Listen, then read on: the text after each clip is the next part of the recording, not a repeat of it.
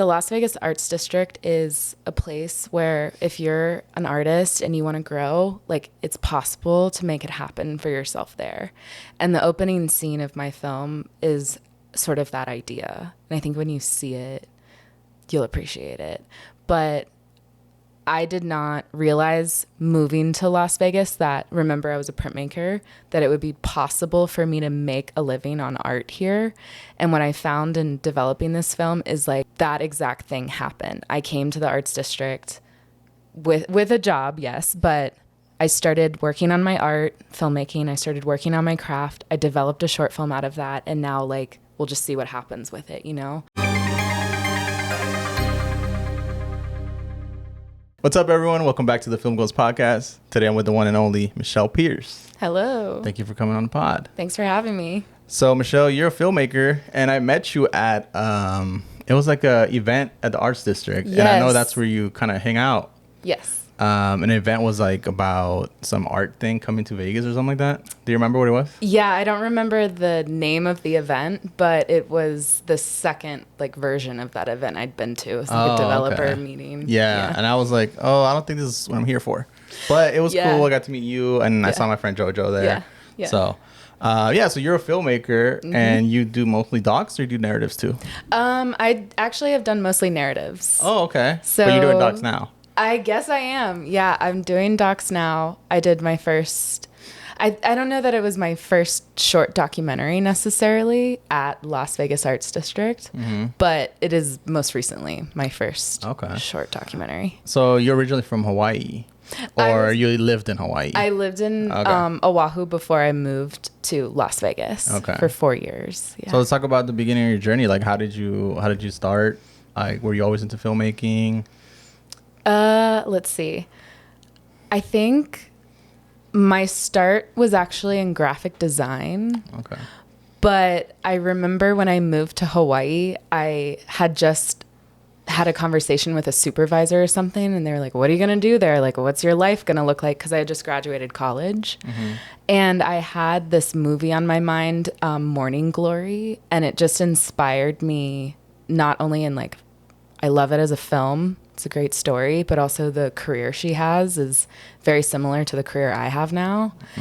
And I remember thinking a lot about that when I moved to Hawaii. And then like 2 months after I moved there, I found a film collective, Hawaii Filmmakers Collective. And it's a nonprofit for filmmakers. And that's kind of where I started to learn filmmaking. So in like 2018 is where I stepped into the independent film scene. Okay. Because of that nonprofit. That's cool. I actually started on graphic design too. That was how I For started. real? Yeah, okay, yeah. cool. Yeah. Did you actually work in graphic design? I did. So my degree at first in college was graphic design, but I ended up switching into fine art. So I hated the way I couldn't work with the art through the computer. I was frustrated by that limitation. So that's why I went to fine art, so I could be more physical with my art. And I worked throughout college as a graphic designer. I did really easy projects, and then that's the job I had in Honolulu. Okay. So yeah, graphic design is I think a really good job for filmmakers or non-filmmakers or any artsy person. It's a great job. So did you know how to draw or paint and stuff? What was the fine art stuff you did? So I had to take all the fundamental classes, and then I ended up concentrating or focusing in printmaking. So I can draw. I haven't in a long time, but I like to. I'm okay, I think. Okay. I'm not animator status. That's crazy good. I can paint, but I liked printmaking because the process is really. You have to think about the back end first. So you have to think about your final print. And I think I like that process similar to filmmaking because you always have to be thinking about your final goal and the final product. And you're always pursuing that, but you're working backwards and sort of retooling the problem all the time. And printmaking, you're carving the reverse of the final image. Yeah. So, and I haven't been diagnosed with, dyslexia or anything, but sometimes I do switch things around. And so printmaking I found slowed me down and made me really focus on like creating art that I cared about. Because, I mean, you're like carving wood and you're kind of stuck with that image. So, and then if you screw it up and it's backwards, like you just did all that for nothing. For no reason. Yeah. Did you find work in that, or was that just like not school? in printmaking? That's what I ended up graduating in. I mean, I have sold prints, so like That's cool. I could like long term. Is that still a thing? Like, is that? It's really it's very fine art. It's the same way that oil painting is like a lot of people can make a living off of selling their oil paints, and I know people that do, but printmaking, like I haven't met anyone in a long time since college that sustains their work on printmaking. I took one class in college for doing that stuff. It was pretty cool. And then you had like to put like the actual ink on the thing, and it's like a stamp. You're creating your own images. So let's talk about like your first steps into filmmaking. So you were a part of this collective, and like what did they do, and then how did you get involved? Okay, the collective is really cool. It's been around for 10 years. I ran it for a little bit, so I'm super biased. But at the time, I was brand new to the islands, and I knew almost no one. I didn't have any friends. I didn't have any family there. And so I joined the collective, and what they do is they have a pitch meeting every 4 months. And I jumped on the one for May, and I won the pitch cycle. So I got a gift card for $1,000. They've since changed the system out. Like it's gotten really good, the pitch process. But I won a gift card, and I pitched a short film to film within like 4 months. So that was my 2018. Was randomly joining a film club for no reason other than I was an artsy person and I do like media. I'd been in graphic design, so I'm like used to all that. But then I won the pitch, and I'd never pitched a film before. I'd only made like one or two or three, maybe. Yeah. All right, so pitch it to us. Oh, that film? I'm just kidding. Actually, no, I think I could. Tell me how like your idea popped up to make a film. Okay. And what the story was. That specific film? Yeah, the one that you pitched. Well, I think I was really hungry to learn filmmaking, or I just wanted a community, like regardless, and I didn't know where to put all my creative energy. And so I was with a group of girls that I had just met through the college there, because I had just recently graduated, so I was like their age. And that was me. Sorry. No, it's okay. You're good. Should I turn it off? No, that was me. Okay. Go ahead. So I was talking to them about pitching. I brought the idea to pitching for the film collective to them, and I was like, what story should we do? And so I remember we were at this like local Thai restaurant, and I was sitting at the last table, like when it's a 4-seater, I was at the end in the aisle, and I was just like watching them talk about filmmaking, and I hungered for like understanding what they knew. And so I just pitched the idea of like 4 girls having a conversation over whatever situation. So what do they talk about? Well, for my film, they got kicked out of prom, and they ended up at Wailana Coffee House, and they just talk about why they got kicked out. They had a fight with each other, basically. Okay, that's cool. But I got inspired because I was sitting at the Thai restaurant table with my new friends in Hawaii, wanting to be able to make a film. And so I just kept hearing like, write what you know. And I was like, okay, I'll just like make up a story with a girl's situation in prom. And I mean, I was like 22, so. Did it come to fruition? Like, you finish it? Okay, yeah, awesome. There is one part I think I can cut out to like improve the audio, because I had only a boom. I didn't pay for lavs. I had like $1,000. It was very cheap. But it was cool because it was actually like the last narrative thing that was filmed at that coffee shop, and it's sort of a staple in Oahu, and it's closed. So I think they might reopen a new location, so I want to reach out to the owners and be like, a long time ago I made a really, really indie film at your Waikiki location. So that's cool. Where are you originally from? Charleston, South Carolina. Oh, okay. Yeah. South Carolina. Okay. Yeah. I hear a little bit of accent. Really? Yeah. Yeah. When I hang out with Southerners, it comes out. Yeah. Yeah. Did you pick up the Hawaii accent?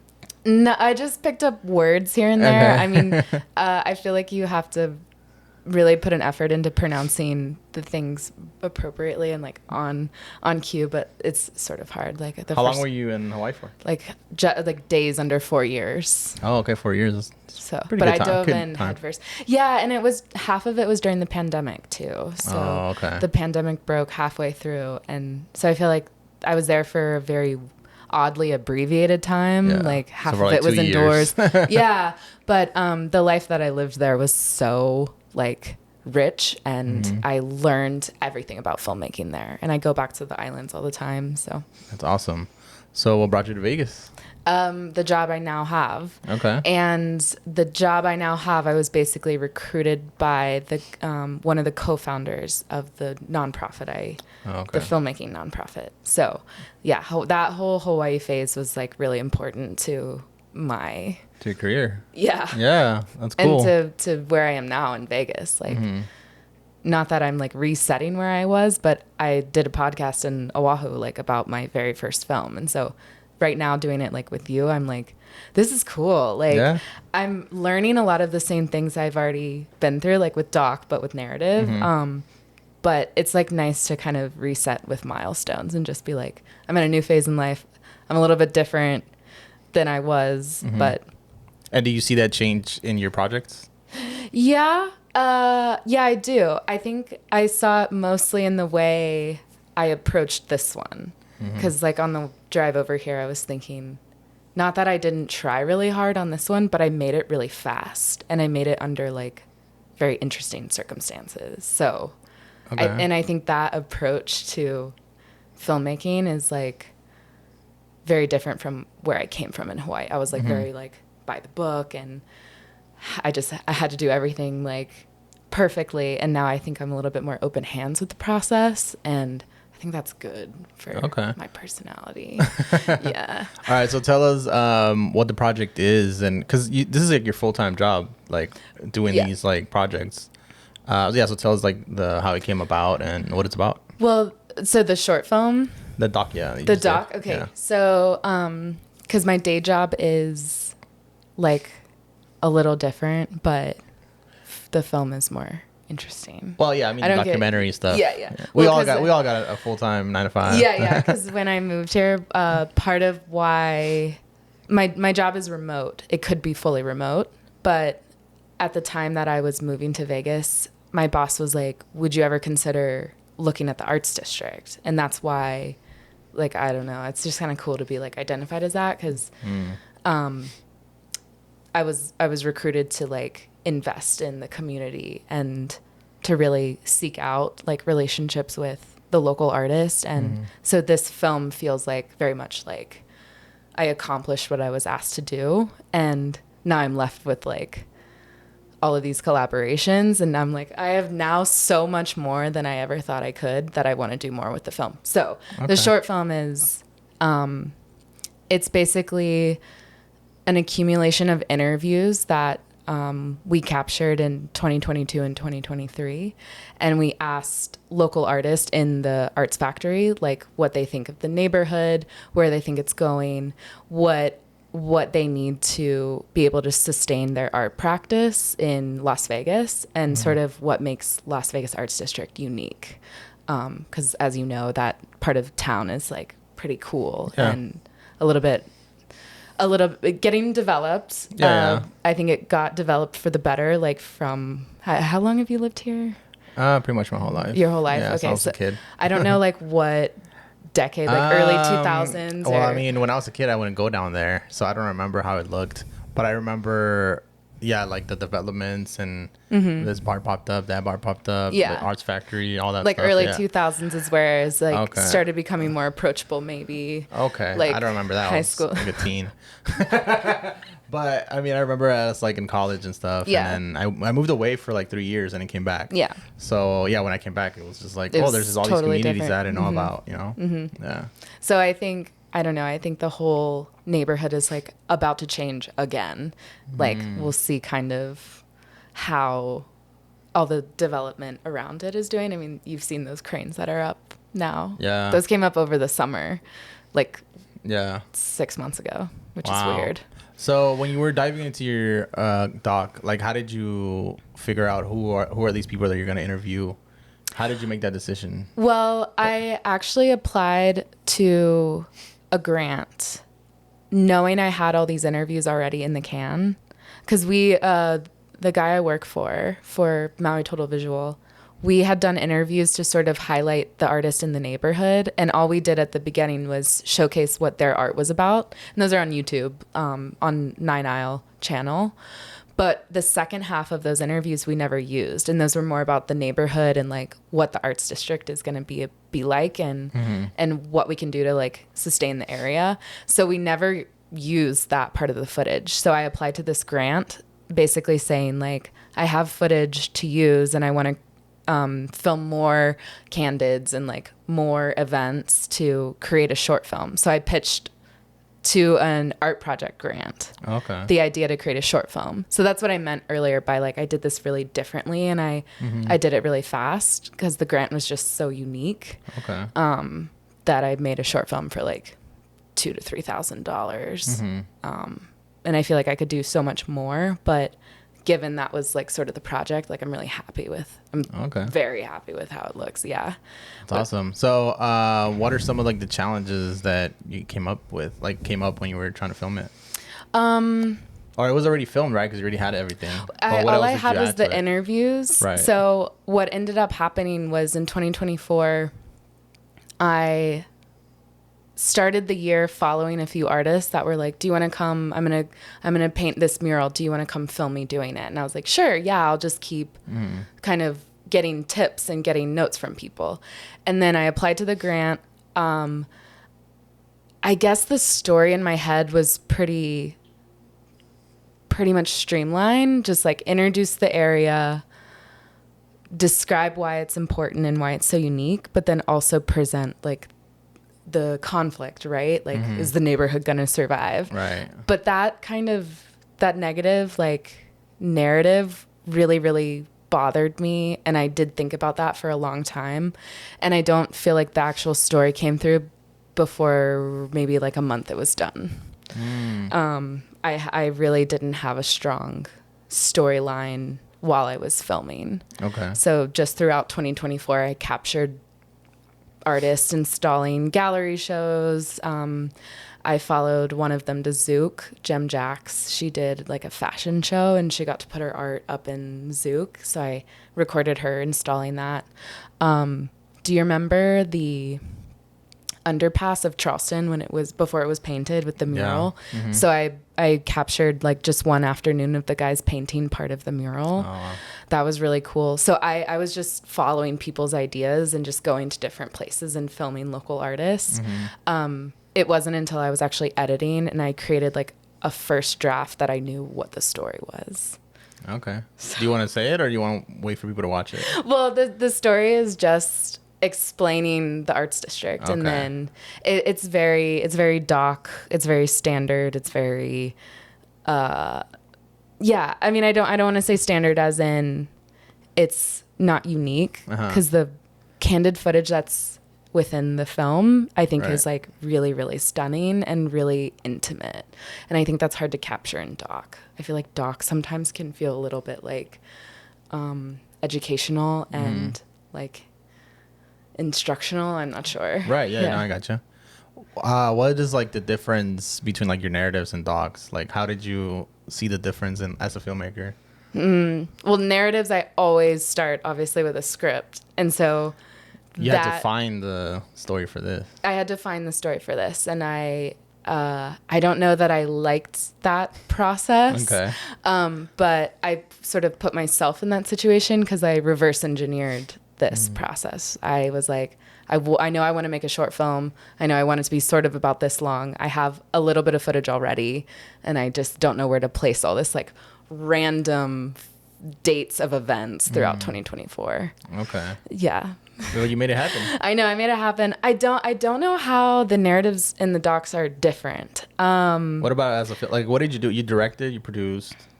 This one I did, yeah, because it's just such a small budget. But the same thing for your shorts? No, I typically only produce. I've directed only once. Okay. once before, that short film I won the pitch for at the coffee house. That was my first directorial debut, and I haven't directed since this one. Okay. So most of my narratives I actually develop with a team, and we have a director, and it's like a normal film crew. Okay. This one was very bones. Mostly a producer. Yes. Yeah. Okay. Mm-hmm. So with the doc, it was mostly you doing everything, or did you also like reach out to crew or no? I did. Tom Schneider, the guy I work for Maui Total Visual, he filmed the interviews and I asked the questions, and then a few of the shots in the film are his, but most of the candid footage and the development of the story and the directing throughout the editing process and the filming process was me. Yes. Okay. But I definitely want to credit Tom, because he came to me with the idea of like moving to the arts district and like investing in the neighborhood. So I would actually say like he EP'd the idea, and like I followed through with like making the film happen, but I want to make more. Yeah. I want to do more about with that film. Yes. Okay. I would love to make some sort of feature, and like a mockumentary I think would be hilarious. But I would want to do that with like the right budget. So what did you find about the Las Vegas Arts District? What did you find about like doing this and being in all these people's lives? And that's a good question. I feel like I have a good answer. Okay. I learned that the Las Vegas Arts District is a place where if you're an artist and you want to grow, like it's possible to make it happen for yourself there. And the opening scene of my film is sort of that idea. And I think when you see it, you'll appreciate it. But I did not realize moving to Las Vegas that, remember I was a printmaker, that it would be possible for me to make a living on art here. And what I found in developing this film is like that exact thing happened. I came to the arts district with a job, yes, but I started working on my art, filmmaking. I started working on my craft. I developed a short film out of that. And now like, we'll just see what happens with it, you know? I can take it to the next big idea and be like, will you fund this mockumentary feature about the Las Vegas Arts District? I did a short, you know? And so that snowball, I think, is something I didn't expect out of the Las Vegas Arts District. And to be like an operating artist in that neighborhood was something I would not have necessarily said about myself 3 years ago. Wow. So I feel like that's really, really cool. That's awesome to hear. But okay, so you mentioned the cranes and stuff moving in. How do you think it's going to change? Well, to just describe it practically, I think it's going to bring a lot more apartment and like temporary housing. Temporary housing is not the right word. It will bring a lot more like residential spots to the arts district, but that's going to bring more people. And so more cars, like parking situations going to just be, it's going to get a little bit more saturated, I think, down there. That'll bring more people. And then eventually I think, I really hope local artists will stay, but I'm a little bit afraid that because more people are going to be moving down there, they're building apartments currently, right, that's just going to rise the price of everything. That I'm hoping maybe artists can stay, or they just bond together and form like our own collective to be able to survive and stay in the arts district. Right. But yeah, I'm hoping maybe they also just consider like building above the arts district. Just they did that on Fremont Street, right? With like the walkway. Yeah. So interesting. Okay. Hopefully it'll stay the way it is for like 3-ish years, but it is a little rough. Like on Commerce, they took out like one of the lanes, so I hope the businesses there are doing okay, because it's tough to be a local in a place where there's construction. Like you just avoid it. There's constructions everywhere. There's no avoiding it. That's funny because I think that was like the panel that we met at, right? They were trying to build something, and then we're just like, man, all these people, like all these companies are coming out here and changing up the arts district and stuff. So it's interesting for sure. All right, so what is your plan with the doc? I know you said film festivals and stuff. Yeah, so I think I've submitted it to like 11, and I think that's good. I'll look at the ones for later in the year, but that's appropriate. It gets pricey. It gets so pricey. And some of the ones I submitted to that I was like, I'm not sure there's a chance it'll get in, but I have friends in those cities. So if it does, it's just a great excuse to go visit them. Yeah. And I'm really just hoping for like the regional ones. And then I'd like to do local screenings. And I'd really like to collaborate with local filmmakers and screen their films. I just don't know what like everyone's vibe is on that. That would be It's a good vibe. It's a good vibe. Yeah, okay. I've done that before. Well, I have, and then like also having people like we can talk about it after, but like having people like before your film plays, like have trailers or stuff like that. Yeah, like people are down for that. They're down. Yeah. What I would love to do, because it is a film that sort of focuses on like the importance of the arts factory being this place where artists come and go and they develop their careers, which is what is happening to me. Yeah. I would love to screen it by the building, have sort of like a drive-in walk-up thing, and that's on my to-do list to plan in a few months or so. I just think that would be really rewarding. I don't think this is like the award-winning film or whatever. Right. This is making films is like a practice. It's an exercise, and so really what I like want of this film is just for it to serve the community that it represents well, and just for people to like hang out and watch it and make art. Yeah. So you had a $3,000 grant. Mm-hmm. How much of that like ish? Okay, so how much of that then like did you put your own money into it as well, or like was it I gotta stay between these $3,000? I was definitely blessed by my company to just be like, this is a good thing for you to work on, keep going with it. So I was able to spend some of my like work time at the end of this year on it, but the grant is only for 6 months. So I was like, what can like the pitch meeting you have to make in 4 months, what can I do in 6 months that can kind of push me in the right direction but not stress me out? I did put a little of personal funds into it. I paid for all of the original songs that are in there. They were performed by local artists that I either captured because we were filming at the time.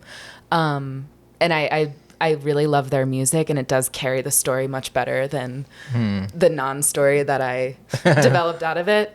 So I paid for their music, and because I was the videographer, I bought myself like a battery and an SD card. Okay. But, because I was sponsored by my company to take care of the project, and I did pay my editor, who's my boss.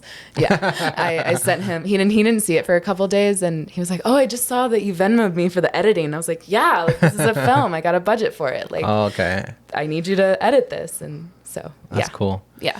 So you mentioned the screenings. Do you have any other projects that you have coming up, or other than like the doc feature or whatever? Well, I wrapped this short at the end of 2024, like the very last day, December 31st. That's when the grant was due, so that's when I sent it away.